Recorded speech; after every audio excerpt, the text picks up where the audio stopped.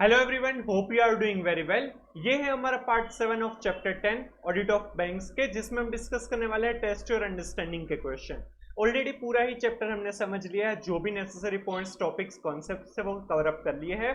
अब हम टेस्ट और अंडरस्टैंडिंग के क्वेश्चन समझने वाले हैं।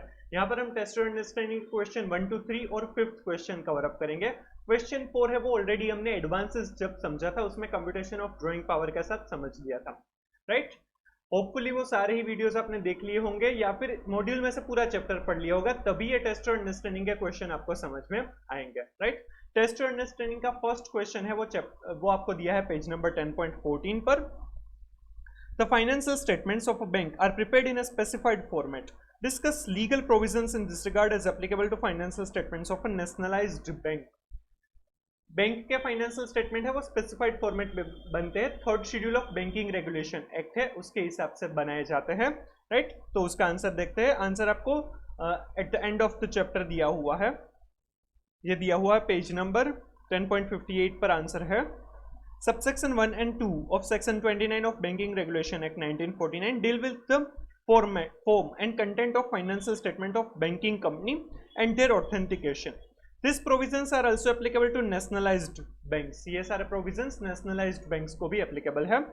Every banking company is required to prepare balance sheet and a profit and loss account in the form set out in the third schedule to the act or as near thereto as the circumstances admit.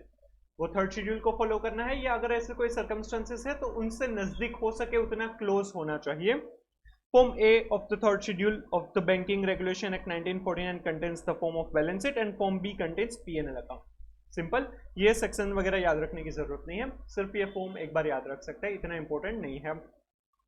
अब second question देखते हैं। Test और understanding 2 आपको दिया है 10.33 पर। Ranjana ceramics private limited is sanctioned a cash credit facility of ₹100 lakhs from a branch of LMO bank.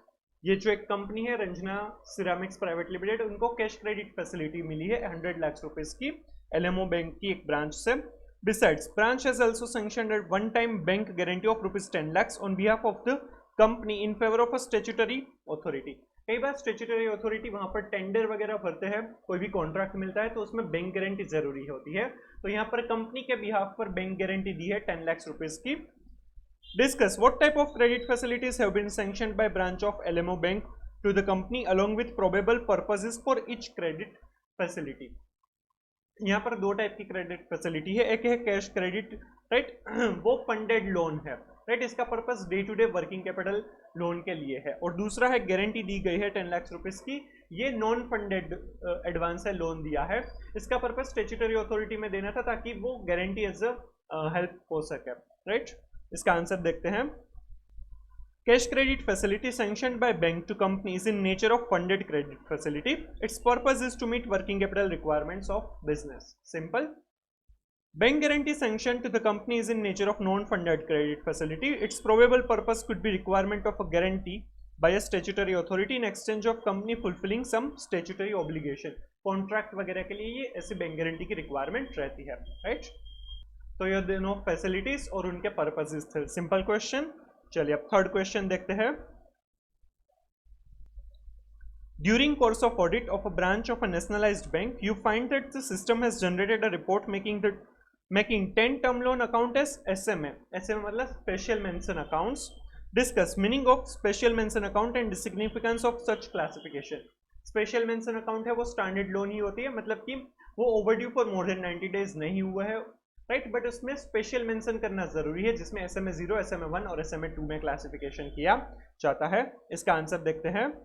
SMA special mention account is an account which is exhibiting signs of incipient stress resulting in the borrower defaulting in timely servicing of debt obligation, though the account has not yet been classified as NPA as per the RBI guidelines। NPA अभी तक classify नहीं हुआ है, but उसमें stress signal है, doubt हो रहा है कि कुछ गलत हो सकता है।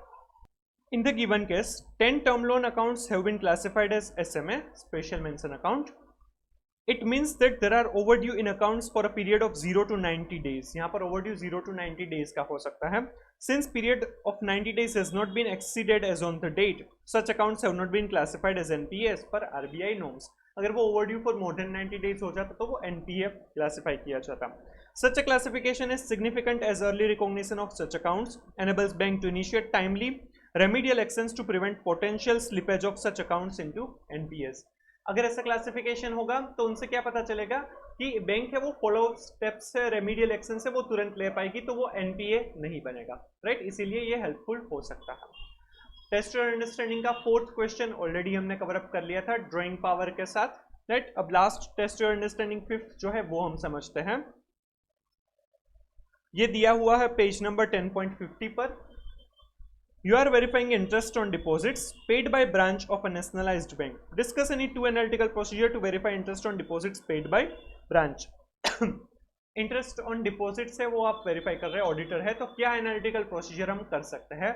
हम यहाँ पर weighted average interest rate calculate कर सकते हैं और वो एक्चुअल के साथ और प्रीवियस ईयर के साथ हम कंपेयर कर सकते हैं, राइट। इंटरेस्ट इनकम की रीजनेबिलिटी टेस्ट कर सकते हैं कि कितनी इंटरेस्ट इनकम होनी चाहिए और कितना एक्चुअल में इंटरेस्ट एक्सपेंस कितना होना चाहिए और वो कितना चार्ज किया है वो देख सकते हैं। इस तरह से एनालिटिकल प्रोसीजर हम कर सकते हैं।